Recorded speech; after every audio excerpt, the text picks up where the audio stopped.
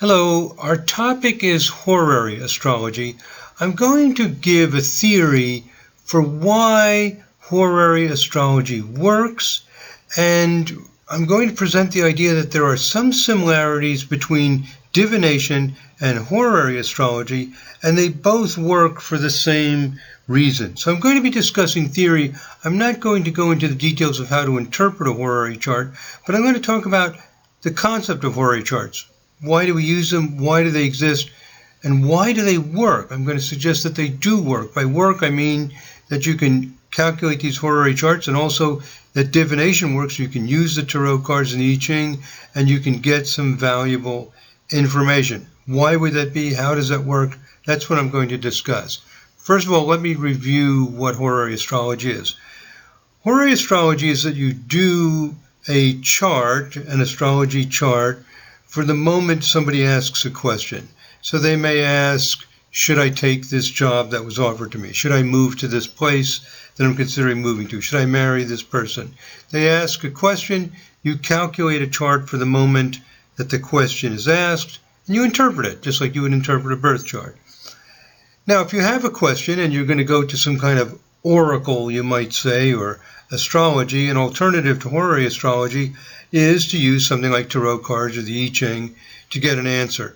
Notice that one of the differences between astrology and things like tarot cards and the I Ching is that in astrology you do not do anything. You just look at where the planets are and you interpret them.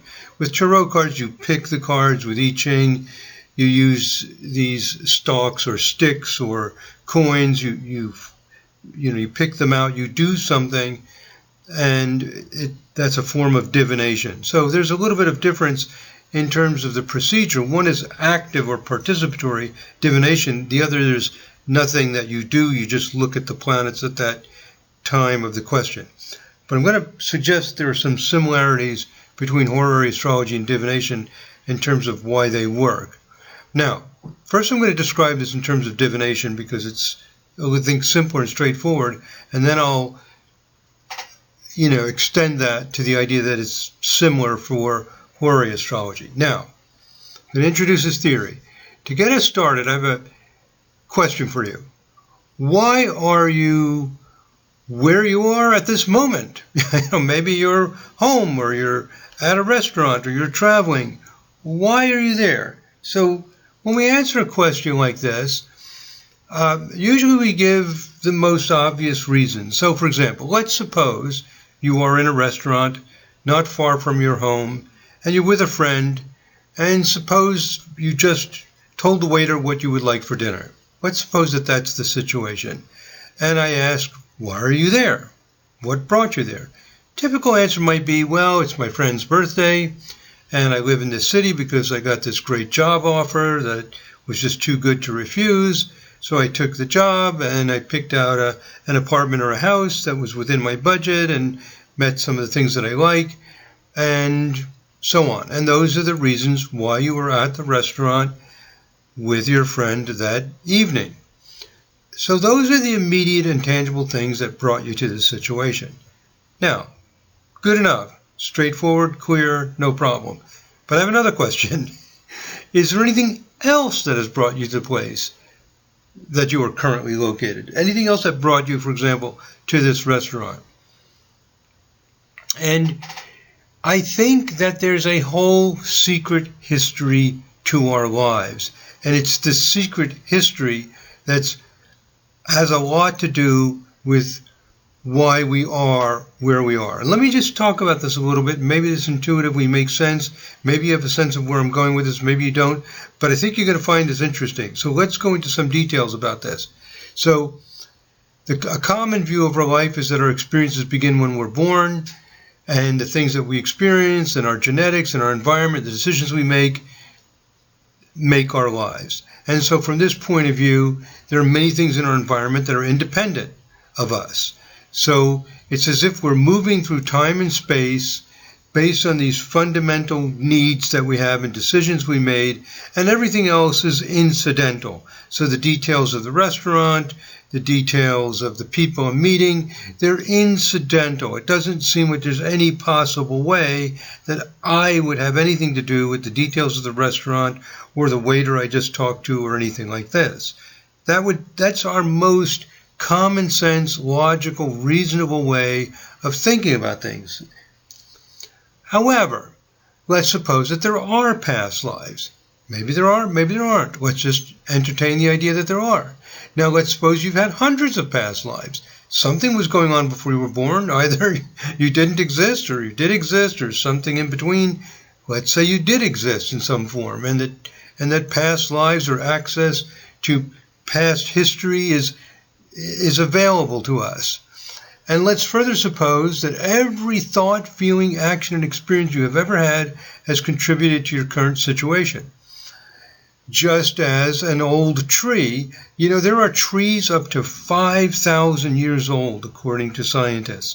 Imagine a tree has been there for 5,000 years, and every day that tree has been there, whatever happened has contributed, even if it's very trivial from one day to the next.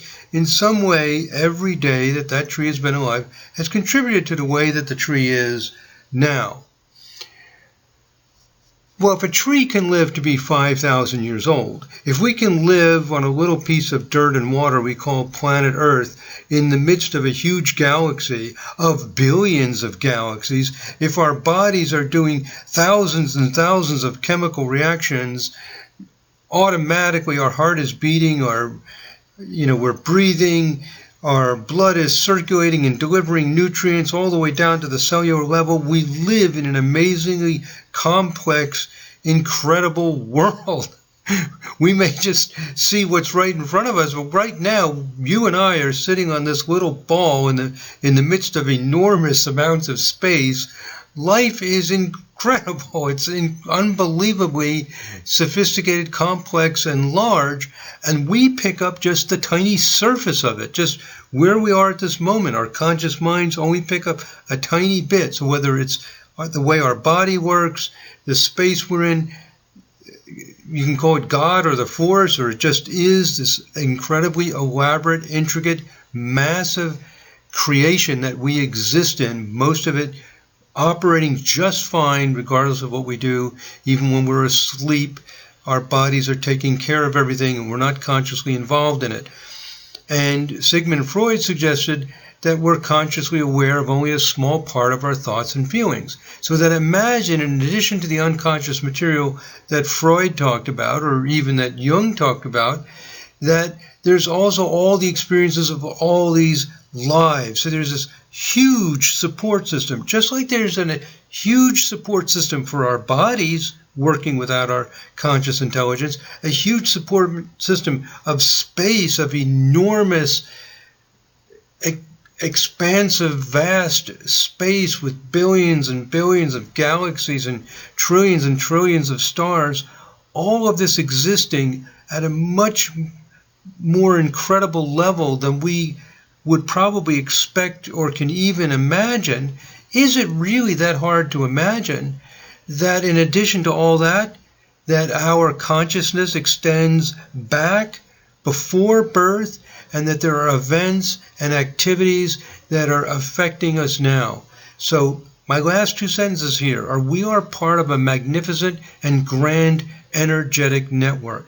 It's a reasonable thing to propose, given that everything else is part of some grand, magnificent network. Our bodies are incredibly sophisticated, etc.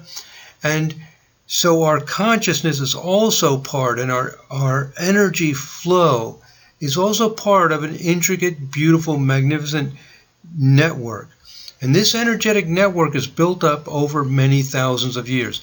I think that's a reasonable proposal. Also, there's been research on children who know things that happened before they were born. You may be familiar with this research. It's very well documented. I think it's a reasonable thing to propose.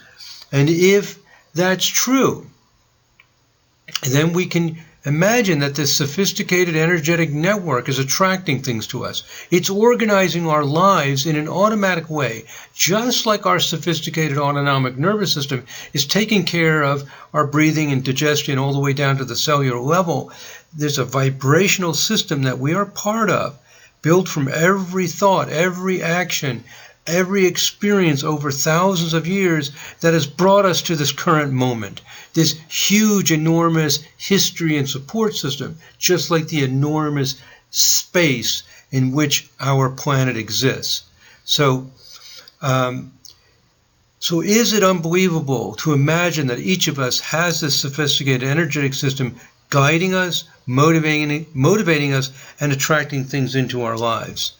So if that's true, how much is really incidental? Is it really a coincidence that we have this particular friend at the restaurant, that we are served by this particular waiter, that a certain piece of music is playing in the background, and even down to the details of the kind of furniture in the restaurant, and many other seemingly trivial details? Could all of these details of our experiences be woven into our lives by an interaction of forces that are 99.9% unknown to us? That's what I'm suggesting, that there's a secret history of our lives. And when you think of that, this enormous amount of support, everything our body is doing to keep us alive, all of the space, we have to go so far before we can find other life. Scientists still haven't found it. They'll probably find it someday, but look how far they have to go to find it. So life is precious. It's special. It's difficult to find a planet like planet Earth. You have to go such huge distances. And there's so much intricacy and mystery and elegance to life that makes it possible. And I think our consciousness works the same way, that thousands of years and experiences and history and all the people we're connected with has brought us to one moment in time. We exist in a time-space continuum where we're at one point in space, one point of time. We're the tip of the iceberg, a little tiny, tiny tip above this huge iceberg of awareness that has brought us to where we are. So what I'm suggesting is that many things in our environment that we experience, I'm not saying that they're fated. I'm not saying that there's, it's like a causal thing that we have no control over. What I'm saying is that what we put our minds on, what we give attention to, what we think about, interacts with this huge support system, this incredibly vast set of experiences magnetizing to us, drawing to us, and creating the world we're in. There's nothing around us that's purely random, purely chance, and has nothing to do with our participation in it. So life is participatory. So now let's think about the things like tarot cards or the I Ching. Divination is the word I'm looking for. Let's think about the process of divination. When we perform a random event, like selecting a tarot card, there are a great many subtle forces at work, that it's not random. In a sense, what I'm suggesting to you is actually more scientific than what the scientists say. I'm saying that it's not just random. I'm saying there's not just a few things in our life that we can explain. There's a complex network, and we get to choose, we get to invent, we get to conduct within the context of this huge system of energies what we want to focus on and what we want to do. So when we do something random, nothing's really random. There's a participation of all of these forces. And it's those forces, when we do the random event of picking the card or picking the stick in the I Ching, that is participating in what we're doing.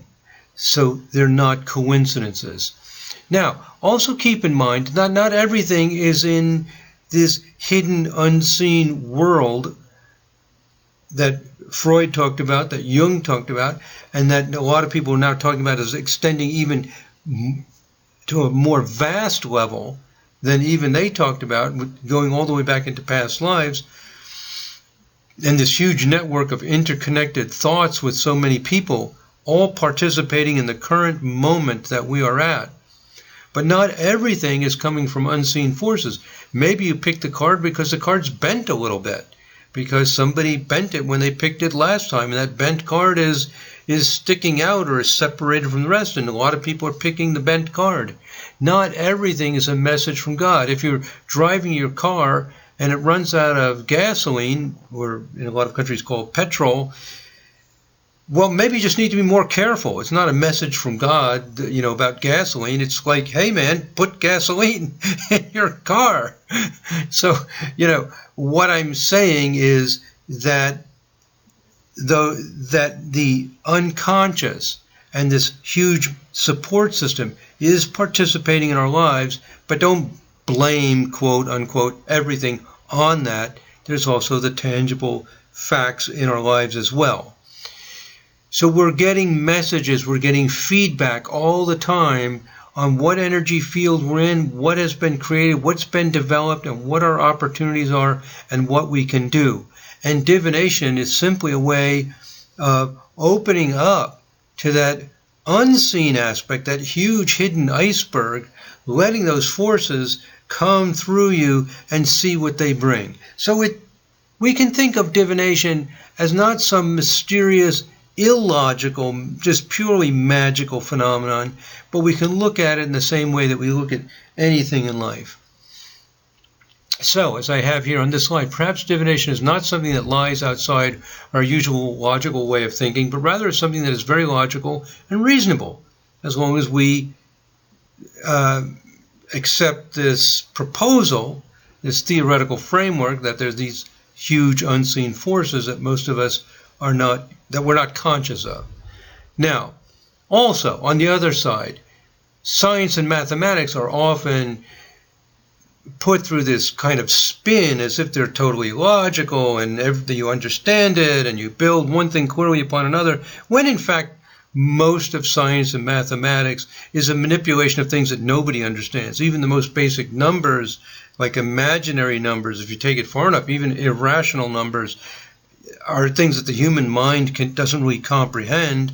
We're just able to use them. We're able to calculate them or see them in a sense. We can't completely grasp them. So we know there's a world out there that's mystical and magical, mysterious and awesome, and we get some ability to manipulate and understand little pieces of it. So in a sense, science is a kind of magic as well, where we step into the mystery of life and we find that there are things that are connected together and that we can operate and we can use. So I just want to point that out, that I think there's a tendency to make this rigid split between like the logical and the intuitive, and what is logical is just poking around into mysteries, and what is intuitive is often based on something that we can comprehend and analyze and work with as well. So I don't think divination and science are as far apart as they sound or they seem. That's kind of maybe a radical proposal that I'm making, at least for some people. We're not used to thinking of it in those terms. Okay, so horary astrology, I think, works for the same reason that divination does. The planets have come into a particular configuration, and that configuration that they moved into at this moment is relating to our current thoughts and feelings. At this moment, we have certain thoughts that occur to us that when the planets have aligned in a certain way, for us, in our world, they've generated those particular thoughts and feelings. For somebody else, a different set of thoughts and feelings. So we're seeing that, again, that hidden part of life. Whether we're picking a card or we're just seeing the context of our lives, we're looking into the energetic system that's not clearly visible to us all the time. And the horary chart is like a photograph. It's just like a photograph. You're freezing a moment of time. So just as we take a photograph, we capture an instant that otherwise just passes by, the fleeting instant, never seen it again exactly as it was, the photograph captures it, holds it, so we can go back and see it again. And the horary chart takes that moment in time and we freeze it and we look at it. Otherwise, it just is in the flow. So life is a flow. It's a movement. It's a dynamic. And the horary chart is like one slide in the movie that captures it and freezes it. So the large, sweeping motivations, talents, and indications shown in the natal chart, by contrast with the horary chart, the things we see in the natal chart, we're seeing the motivations, the talents, we're seeing life as it is in its primal energy flow, and through our experiences, our decisions, we choose and we develop and we express the potential of those energy processes that are revealed in the natal chart. The horary chart is like a crystallized and more concrete. It's captured that energy flow as a slide. So the interpretation of the horary chart tends to be more factual, more fixed. Those energy flows are like frozen and crystallized more. So whereas the birth chart is lived out and expressed for our entire lives, the horary chart is more like a frozen instant in time. And the astrological symbols in the horary chart are less fluid. So, for example, the 7th house in a horary chart is the other person. It's like frozen, whereas in the natal chart, the 7th house shows what we expect from other people. So the modern psychological approach works very well for natal charts because it's capturing the energy flow, the attitude, the interaction of what's really going on, whereas the horary chart is this frozen moment and things become more concrete. It's like a frozen energy flow. It's like the photograph and becomes more tangible, and then the 7th house operates more as actual other people. So a lot of the ancient rules for astrology work better in horary than they do for natal. That's one of the important conclusions that I'm drawing here. So on this slide, in the second paragraph, I stated here, many of the ancient astrological rules are more factual and they work better in horary charts than they do for natal charts. Now, these are controversial issues. People who are psychological astrologers are going to dislike what I'm saying about horary. People that are, traditional medieval or Hellenistic astrologers, maybe they look at things more factually and they don't like that I'm saying the natal chart is approached more psychologically, but that's what I'm proposing. Another way to look at it, as I state in the first paragraph, is that the birth chart is like a large set of probability waves that the person can select from. I use a form of astrology called vibrational astrology, and in vibrational astrology we see so much potential, so many patterns, so many wave form patterns that you cannot possibly express all of it. So they become like probability waves. And the horary chart is like a selected probability wave. It's like an identified one. It's no longer probabilistic. It becomes more factual. Now, I don't want to exaggerate this difference. I put a lot of emphasis on it. There are always choices. And when you do a horary chart reading, you're going to give your client choices. But I just want to emphasize that the interpretation does become more tangible, more fixed. And that's why the 10th house can be the doctor. And these kind of things can work much better. They do work much better in horary than they do in natal charts. So that freezing of the moment changes how the astrology chart is functioning. And in horary, it's becoming also more like divination. We're just capturing what is in that moment and how everything has been brought together in that moment and how it's reflected in the person's current situation and the question that they are asking you. Now, let me mention one other thing. As I mentioned, I use a form of astrology called vibrational astrology, and I do use vibrational astrology in my horary chart analysis. So, for example, one of the things I look at are direct midpoint structures to the ascendant midheaven. We look at these in natal charts, and we look at them in horary charts. In fact, we can use them more reliably in horary because very often we know the exact moment of the question.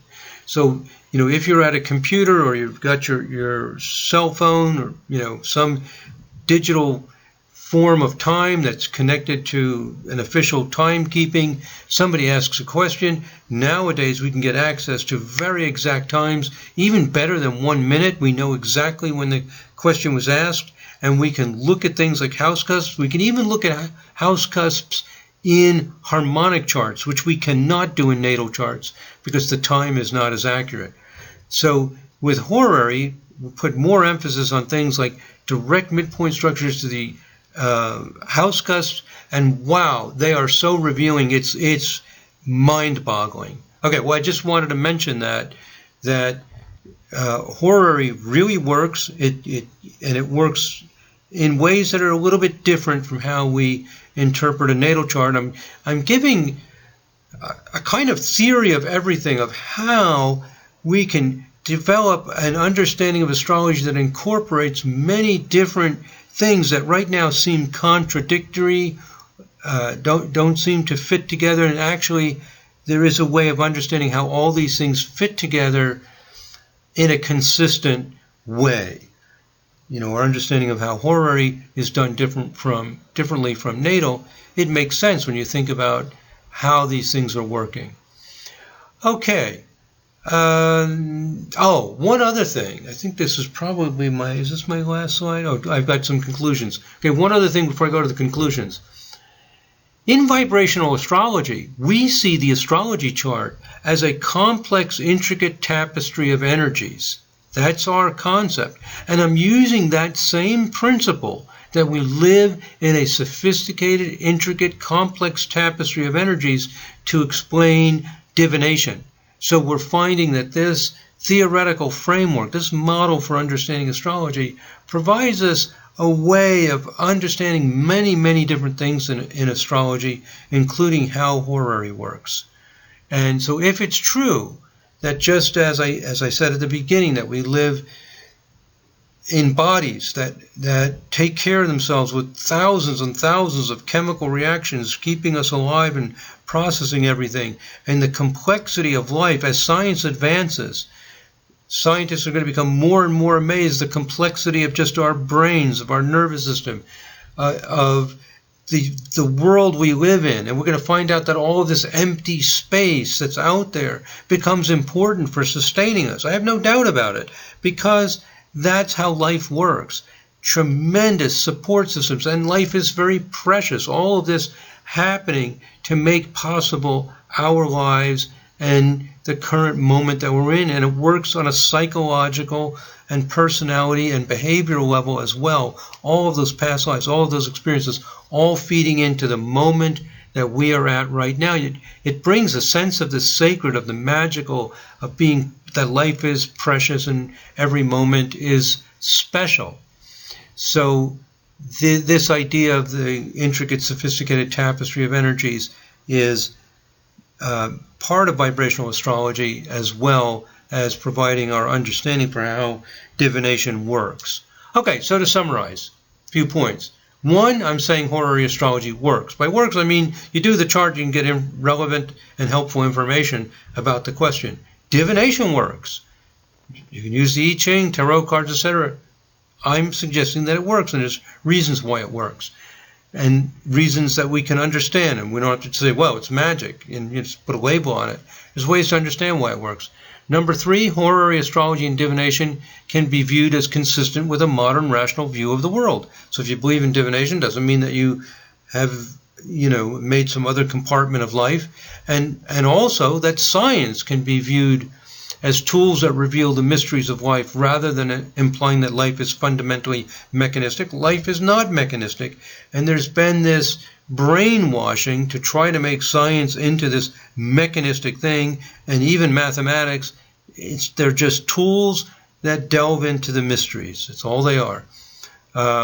So, final conclusion, we live in a beautiful, mysterious, complex, sophisticated, and inspiring world.